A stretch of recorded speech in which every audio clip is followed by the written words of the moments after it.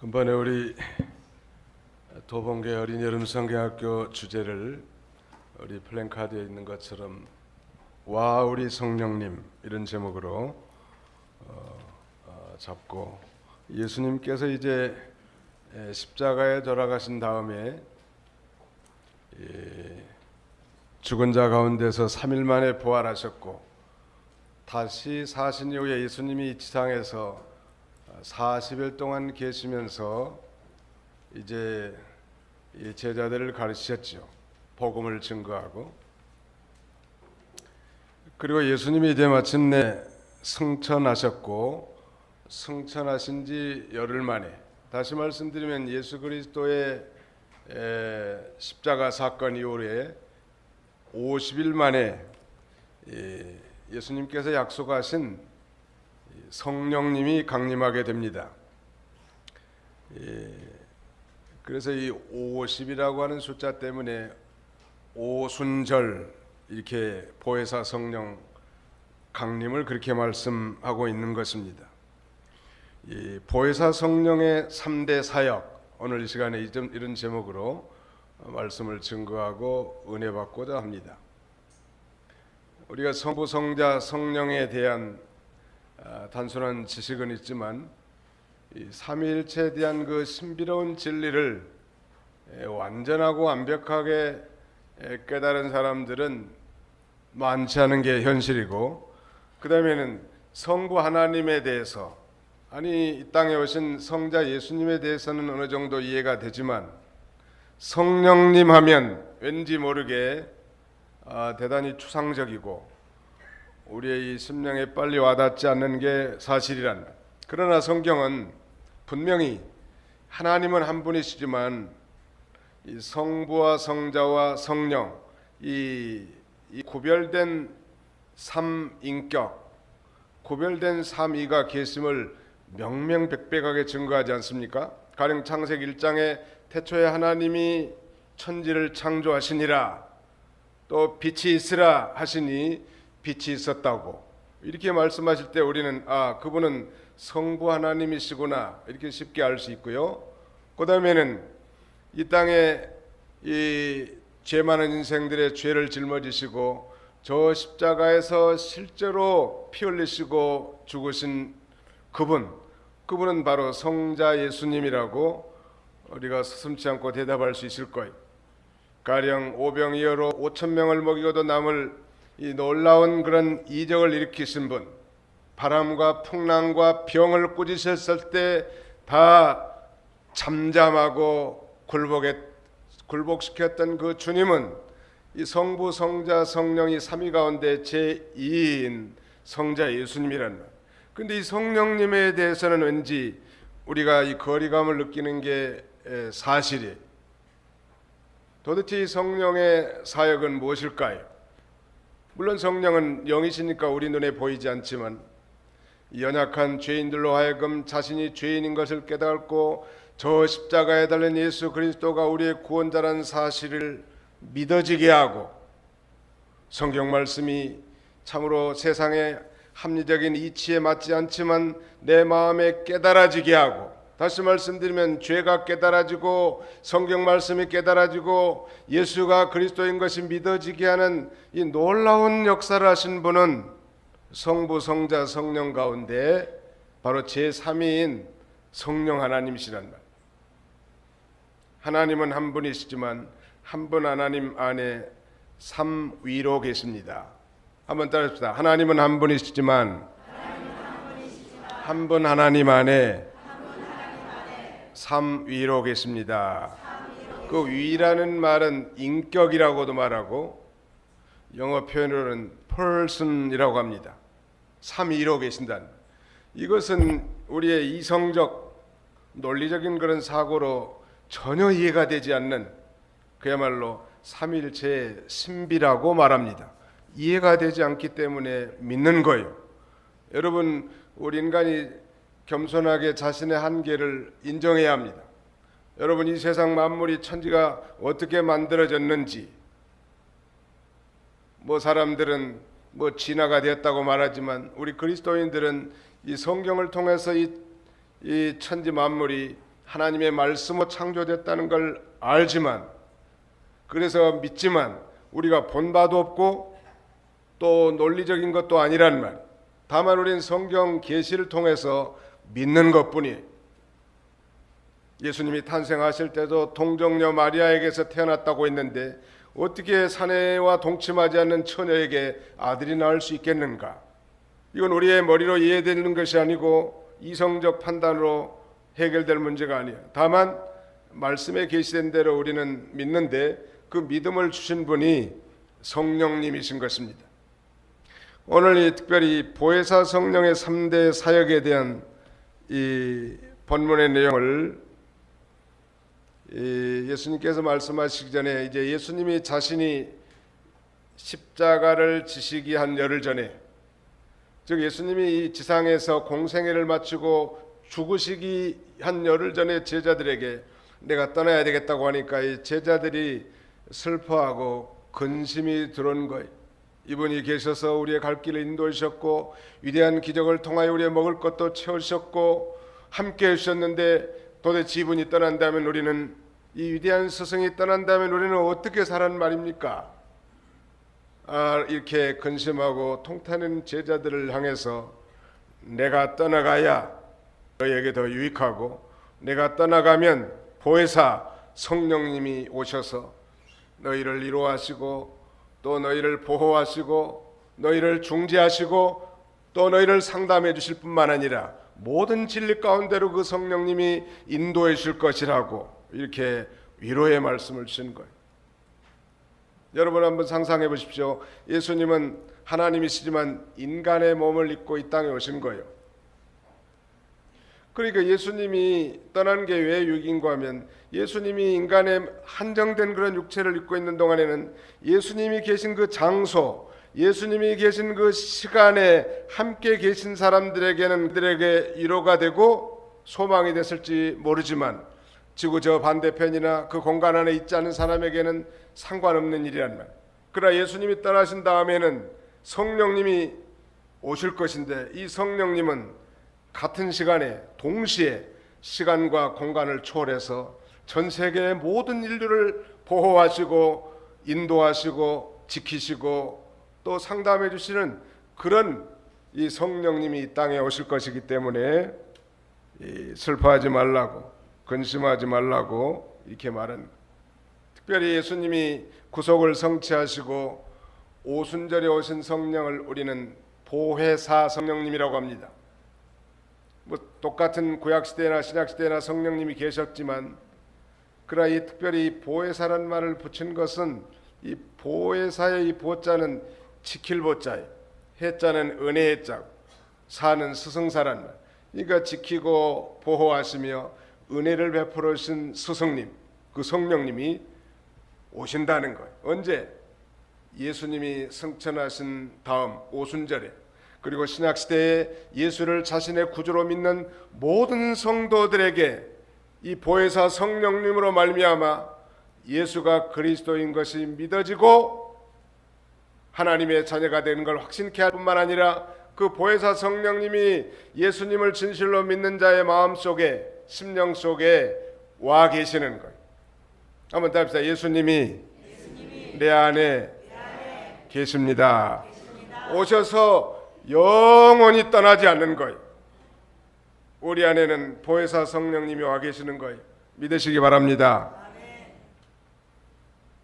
그럼 뭐 하나님은, 성부 하나님은 어디 계시고 성자 예수님은 어디 계십니까? 이런 질문을 하실 수도 있겠는데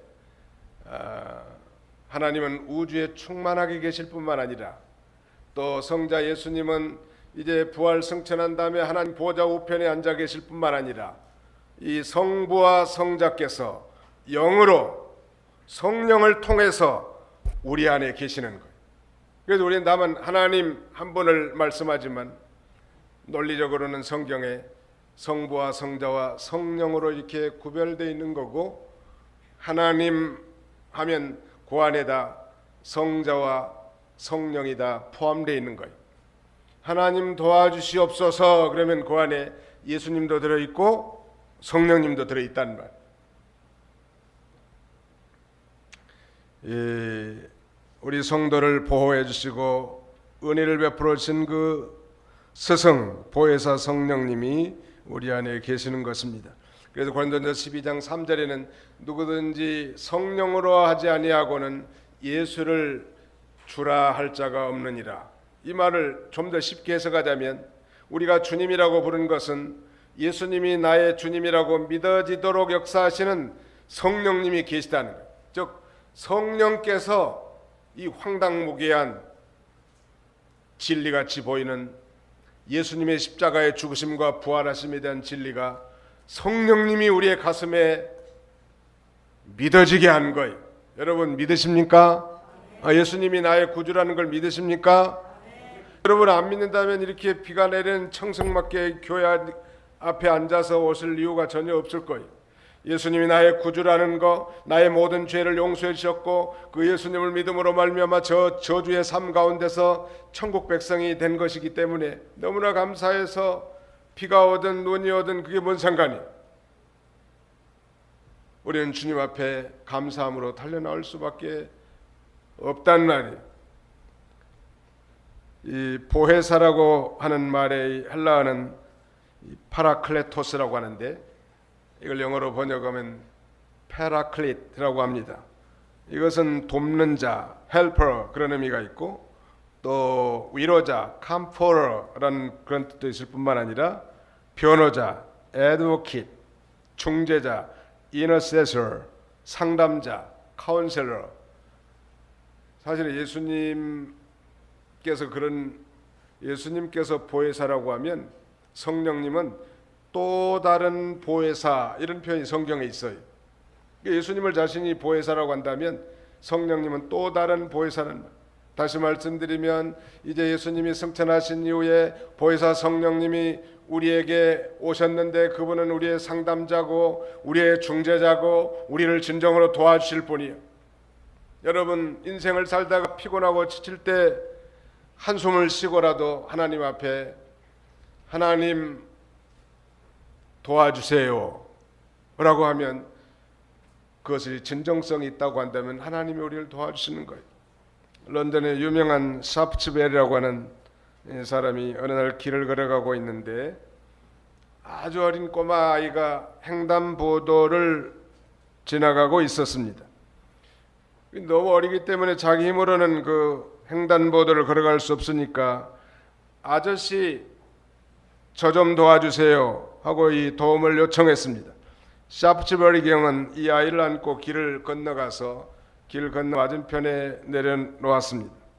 그리고 그는 이 어린 소년으로부터 아주 위대한 진리를 깨달았다고 고백하고 있는데 우리의 힘만으로 해결할 수 없는 문제에 부딪혔을 때 우리는 주님 도와주십시오 라고 이렇게 할 수 있단 말이에요.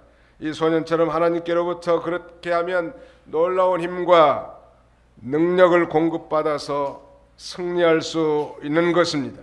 성령님께서는 지금도 우리 믿는 자들 곁에 계셔서 우리가 주님 도와주세요 라고 도움을 청하기를 기다리고 계시는 것. 한번 해봅시다. 성령님 저를 도와주세요. 정말 지치고 피곤하고 시리와 비탄에 빠진 그런 인생 가운데 살 때, 정말 세상에서 소망이 없고 낙심이 되고 한숨밖에 설 수 없을 때, 도대체 내 힘으로는 아무것도 할 수 없을 때, 그때 성령님께 우리가 도움을 구하는 거예요. 뭐 주님이라고 불러도 괜찮아요. 예수님이라고 불러도 괜찮아요. 하나님이라고 불러도 괜찮아요. 성령님이라고 불러도 괜찮다는 말. 그러면 그 삼위의 하나님께서 인간 지각에 뛰어난 그 능력으로 오늘날 우리 그리스도인들을 친히 도우실 것을 성경은 약속하고 있습니다. 그렇다면 이 보혜사 성령께서 이 세상에 과연 어떤 사역을 하는가? 이 보혜사 성령의 사역은 이루 말할 수도 없지만 오늘 본문에 나타난 이 보혜사 성령의 3대 사역이 무엇인가? 거기에 대해서 잠깐 살펴보고자 합니다. 오늘의 말씀의 요약을 보면 주보에 3가지로 요약했는데 좀 어렵기 때문에 한자도 찾아서 써놨고 영어로도 번역해놨는데요. 자, 우리 한번 따라서 읽어봅시다. 모르는 한자나 영어는 할 필요 없어요. 아는 것만 합시다. 보혜사 성령의 3대 사역. 보혜사 성령의 3대 사역이 도대체 뭔가? 따라서 합시다. 죄에 대하여 책망하심, 의에 대하여 책망하심, 심판에 대하여 책망하심. 보혜사 성령이 이 땅에 오셔서 뭘 책망하세요? 첫째는 죄에 대해서, 두 번째는 의에 대해서, 세 번째는 심판에 대해서 책망하신다고 했는데, 이 책망하시다는 의미는 깨우치다 혹은 확신시키다, 뭐 깨닫게 하다, 그런 의미. 죄에 대해서 깨우쳐 주시고, 의가 무엇인가에 대해서 깨우쳐 주시고, 심판에 대해서 깨닫게 해준다는 말. 보혜사 성령이 오시면 첫째, 죄에 대해서 책망해 준다는 말. 즉 도대체 무엇이 죄인가, 거기에 대해서 깨닫게 해주시는데요. 거기 한번 읽어주시겠습니까? 7절로 9절까지 한번 읽어주세요. 그러나 내가 너희에게 진실을 말하니 내가 떠나가는 것이 너희에게 유익하다. 내가 떠나가지 않으면 보혜사께서 너희에게 오시지 않을 것이나 내가 가면 내가 그분을 너희에게 보낼 것이다. 그분께서 오시면 죄에 대하여, 의에 대하여, 심판에 대하여 세상을 책망하실 것이다. 죄에 대하여라고 하는 것은 그들이 나를 믿지 않기 때문이며, 죄에 대하여라고 하는 것은 그들이 나를 믿지 않기 때문이며, 이 그들이라고 하는 건 세상 사람들을 가리키는 거예요. 이 말을 핵심적으로 한마디로 요약하자면, 이 세상에서 가장 큰 죄는 예수님을 구주로 믿지 않는 죄라는 거예요. 이 세상에서 가장 큰 죄가 뭐예요? 예수님을 믿지 않는 죄요. 그러니까 예수님을 믿는 자, 예수님을 지금 믿지 않는 자는 벌써 심판을 받은 거나 마찬가지. 왜냐하면 예수님을 믿지 않는 죄는 궁극적으로 그 죄값으로 말미암아 저 영원한 하나님의 공의로운 심판의 장소인 지옥에 빠질 수밖에 없기 때문인 것입니다. 그래서 성령님께서는 이 세상 사람들로 하여금 바로 우리 인간이 어떻게 죄인일 뿐만 아니라 그 죄의 문제를 해결하는 것이 무엇인지를 부단히 우리로 하여금 깨우쳐 주시고 깨닫게 하시는 거예요. 여러분 모두가 다 많은 전도자들을 통해서 복음을 전해받고 혹은 설교자를 통해서 말씀을 듣는 가운데 정말 진정한 죄가 무엇이며 그 죄의 문제를 해결할 유일한 방법이 무엇인가를 부단히 들었을 뿐만 아니라 성령님께서 그걸 깨닫게 해주는 거예요. 아하, 이게 죄구나. 나는 살인하는 거, 간음하는 거, 도적질한 것만 큰 죄인 줄 알았더니 이 세상에서 가장 큰 죄는 바로 뭐가 제일 큰 죄예요? 예수님을 믿지 않는 죄. 한번 답시다. 예수님을 믿지 않는 죄가 가장 큰 죄인입니다. 이걸 누가 깨닫게 해줘요? 성령님이 깨닫게 해주는 거예요. 죄에 대해서라 하면 저희가 나를 믿지 않기 때문이요. 즉 예수님을 구주로 믿지 않는 이 세상 사람들이 바로 가장 불쌍한 자인 거예요. 그래서 그걸 성령님이 늘 깨닫게 해주신 거예요. 또 뿐만 아니죠. 그렇다고 뭐 예수 믿고 예수를 믿은 다음에, 즉 구원받은 다음 이후에 지은 죄에 대해서는 아무 상관이 없는가? No, 그렇지 않습니다. 성도가 모든 죄를 용서받고 구원받은 하나님의 자녀가 됐다 할지라도 우리 속에는 여전히 부패성이 남아있기 때문에 부지부식간에 죄를 짓는단 말이에요. 눈만 뜨면 죄를 지어. 내가 원하지 않는데 벌써 생각으로 죄를 짓고 있고 마음으로 죄를 짓고 있단 말이에요. 얼마나 한심해.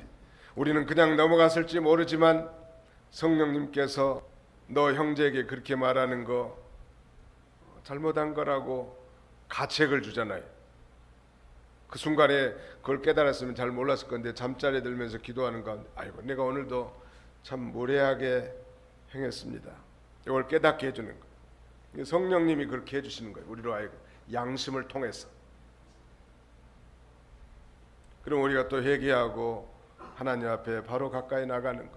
그러나 믿지 않는 자에 대해서는 지금 뭐 이 세상에서 가장 극악한 죄, 그런 죄만 큰 죄인 줄 알지, 인간이 정말 아담의 후손으로 태어난 모든 인간이 근본적으로 얼마나 치명적인 죄인이고 그 죄값으로 말미암아 영원한 진노 가운데 있다는 사실을 모른다는 말이에요.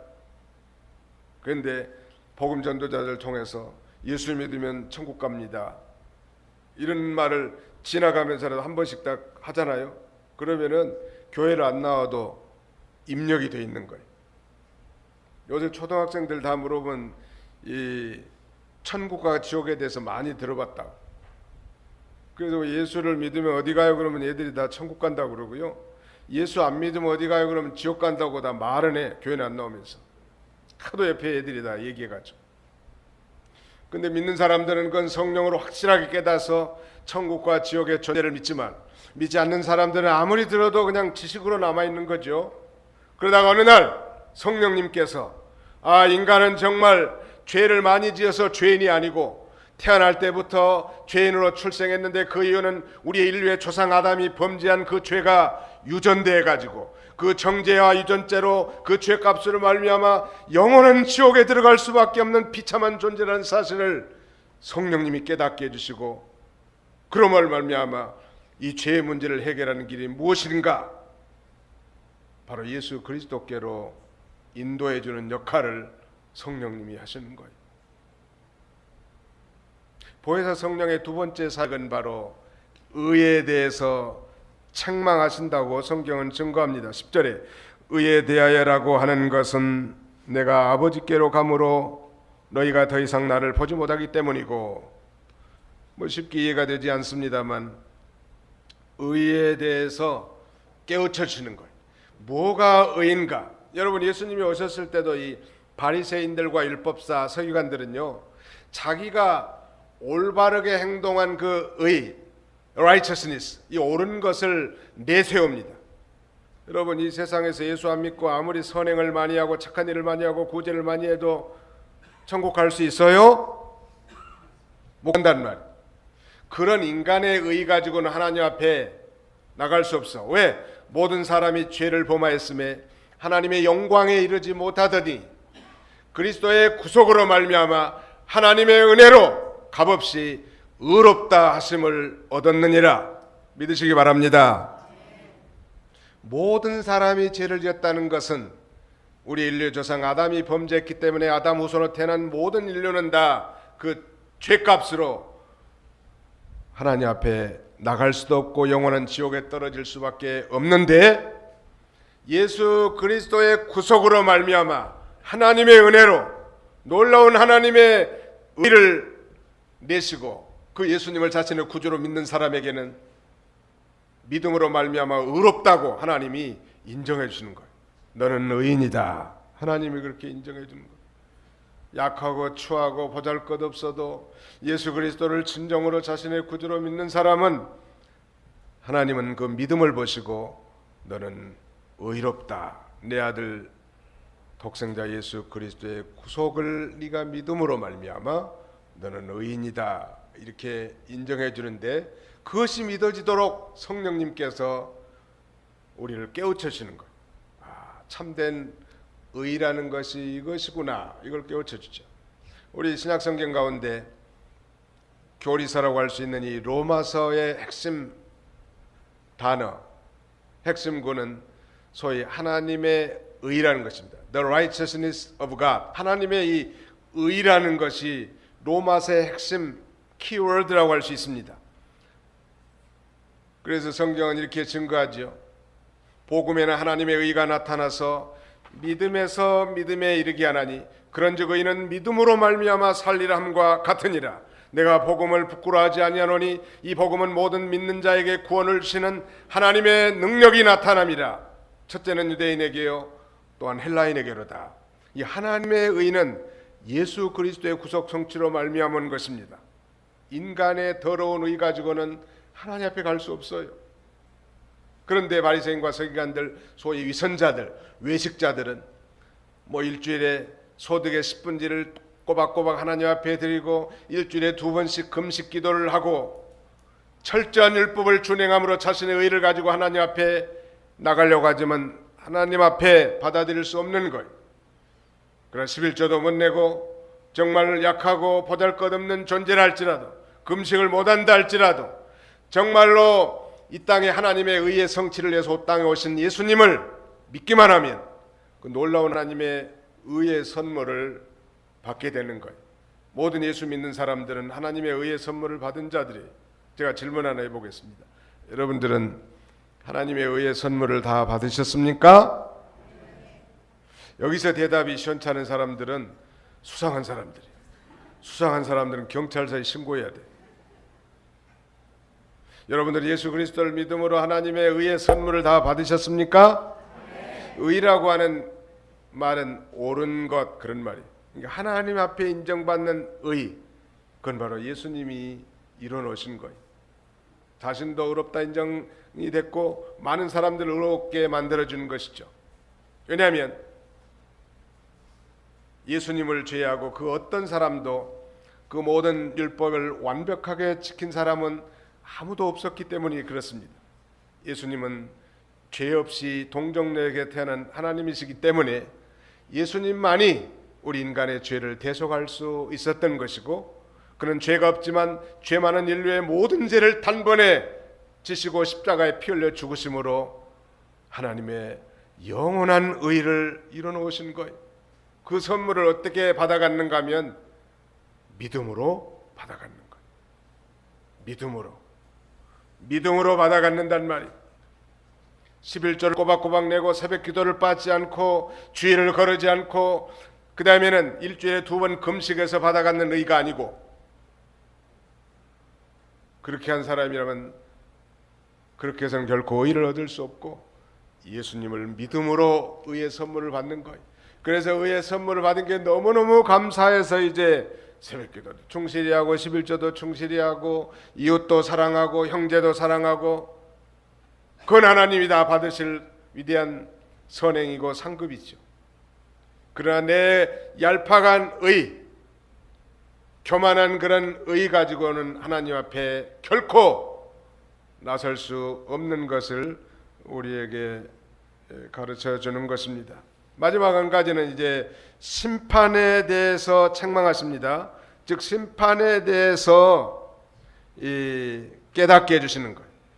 The Paraclete will convict the world of judgment. 즉 심판에 대해서 이 세상을 책망하셨는데 바로 깨우쳐 준다는 뜻이. 거기 한번 11절을 다 같이 한번 읽어보실까요? 11절 시작. 심판에 대하여라고 하는 것은 이 세상 지배자가 심판을 받았기 때문이다. 옛날 성경에는 이 세상 임금이 심판을 받았다라고 우리 개역 한글판이나 다른 성경이 그렇게 번역하고 있는데, 바로 이 여기서 말하는 이 세상 이 지배자가 심판을 받았다는, 이 세상 지배자라고 하는 것은, 이 세상 임금이라고 하는 것은 곧 사탄을 가리킵니다.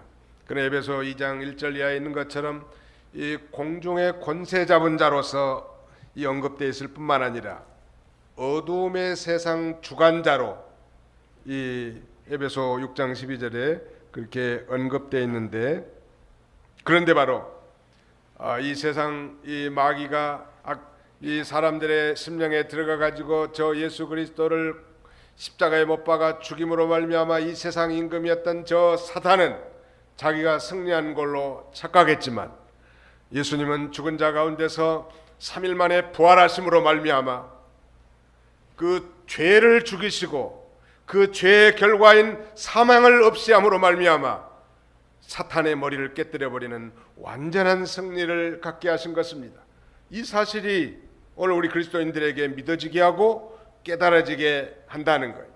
여러분, 이 최초의 복음이라고 하는 창세기 3장 15절에 여인의 이 뱀의 후손은 여인의 발꿈치를 문하고 있지만 여인의 후손은 뱀의 머리를 박살나게 할 것이라고 하는 것은 그 여인의 후손으로 오신 예수 그리스도가 이 사탄의 머리를 깨뜨려 버릴 것을 가리키는 거예요. 오늘 이 시대에는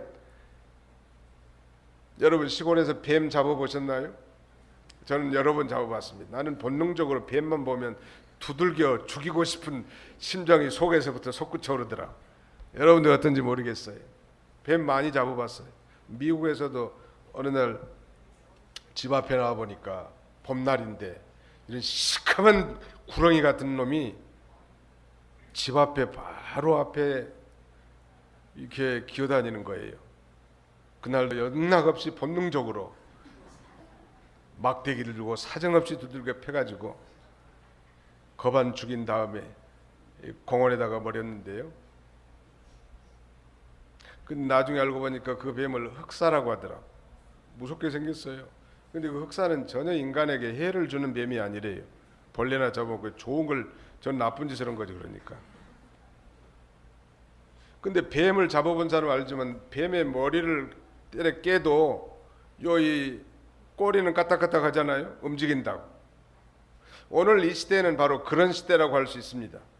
이미 2000년 전에 예수 그리스도의 십자가의 죽으심으로 말미암아 이 죄와 사망을 무기로 우리 인간을 굴종시키고 종살이하게 하는 이 마귀의 사탄의 머리를 다 깨뜨려 놨는데 그 뱀의 꼬리처럼 여전히 마귀의 이 잔존 세력이라고 할까요?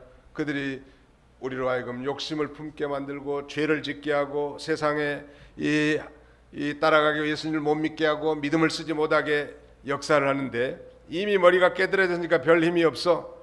그럼 우리가 믿음을 굳게 하여 저를 대적하고 기도하면 마귀를 다 승리할 수 있는 거예요. 믿으시기 바랍니다. 사탄아 물러가라 하고 다 이겨나가야지. 그뭐 마귀가 유혹해가지고 마귀는 우리로 하여금 죄짓게 만들어요. 거짓말하게 만들고 욕심을 부추기게 만들고 믿음을 못 쓰게 만들고 또 사람을 서로 원망하게 만들고 오해하게 만들고 쑥닥쑥닥하게 만들고 누가 그렇게 하는 거예요? 마귀가 그렇게 하는 거예요.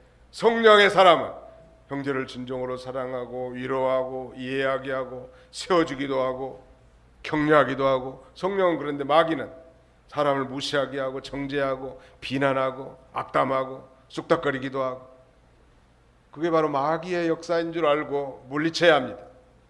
그리고 성령님의 보혜사 성령님 우리 안에 계시다고 했는데 성령님 그때는 따라서 합시다. 성령님 나를 도와주시옵소서. 그렇게 기도하시란 말이에요. 성령님 나를 죄짓지 않게 도와주시고 이 입술로 말미암아 악을 품고 형제를 정죄하지 않게 해주시고 성령님 내 입을 통하여 형제를 격려하고 위로하고 소망을 주고 살게 하주옵소서. 내 공동체 내가 소속되어 있는 단체에 나로 말미암아 많은 사람들이 기쁨을 얻게 하고 소망을 얻게 하고 새로운 이 용기를 얻게 주옵소서. 얼마나 하나님이 기뻐하시겠냐는. 오늘 이 시대가 예수 믿는 사람들은 많이 생겼지만 왜 이렇게 사랑이 식어진 냉담한 시대가 된다는 말. 왜 가정이 깨뜨려지고 교회 문제들이 많이 생기는가. 저는 단언하기를 믿는 사람이 여전히 성령을 쫓아 행하지 않고 자기 속에 있는 육체의 욕심, 죄 있는 본성을 따라 살기 때문이라고 감히 말할 수 있어요. 성령을 쫓아 행하시기 바랍니다. 성령을 따라 살기를 바랍니다. 성령님께서는 우리를 살리는 거예요. 생명의 성령의 법이라고 하지 않았습니까? 우리를 살리려고 하는 성령님. 마귀는 도적이 온 것은 도적질하고 우리를 망하게 하고 죽게 하려고 하는 거예요. 성령님은 우리를 정말 절망 가운데 빠져 있고 시리와 비탄에 빠져서 아무 소망이 없는 어두운 인생 가운데 예수 믿고 성령을 받는 사람은 7전8기요 다시 새로운 소망을 가지고 살게 할 수 있단 말이에요. 바로 이 마귀가 이미 십자가의 구속으로 말미암아 심판받았음을 이 세상 사람들로 하여금 깨닫고 우리 그리스도인들로 하여금 깨달아서 이제 실패하는 삶이 아니라 승리하는 삶을 살도록 우리를 이끄시려고 하는 것입니다.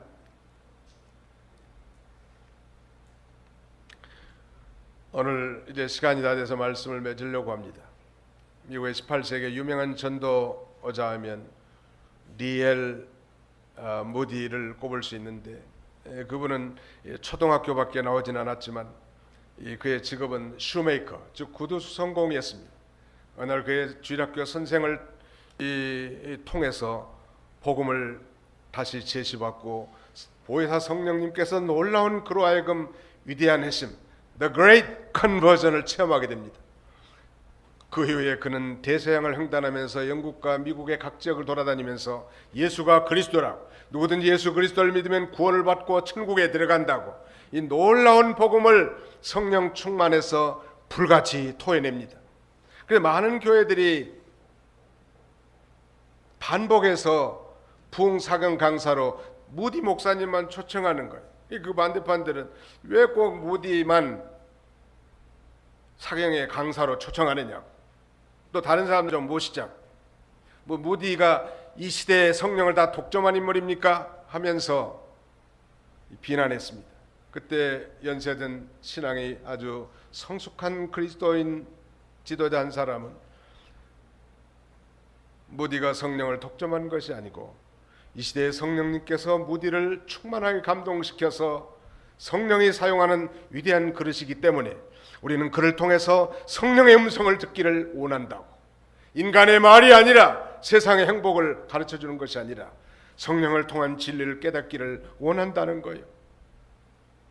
사랑하는 성도 여러분, 적어도 이 우중에 여기 앉아 계신 분이라면 예수님을 다 진심으로 믿는 분이라고 생각됩니다. 그렇다면 여러분 안에 성령님이 다 계시는 거예요. 동시에 육체의 부패성도 있는 거죠. 선택은 여러분의 자유요. 성령님을 따라 행할 것인가, 아니면 여전히 죄 있는 본성인 욕심을 따라 행할 것인가. 이것은 우리의 선택이, 하나님이 그 선택까지 해주질 않지요. 선택의 결과의 축복도 여러분이 누릴 수 있고 잘못된 선택의 결과의 이 손해에도 여러분이 당할 것입니다. 보혜사 성령님이 우리 안에 계시면서 지금도 죄에 대해서, 의에 대해서, 심판에 대해서 우리를 책망하시고 깨닫게 해주시고 깨우쳐 주시는 거예요. 날마다 성령의 인도를 받아서 남은 생에 정말 승리한 인생, 성공적인 신앙, 하나님을 기쁘시게 하는 삶, 아니 이웃을 진정으로 사랑하는 삶을 사시기를 주님의 이름으로 축원하는 바입니다. 기도합시다. 거룩하신 하나님, 감사합니다.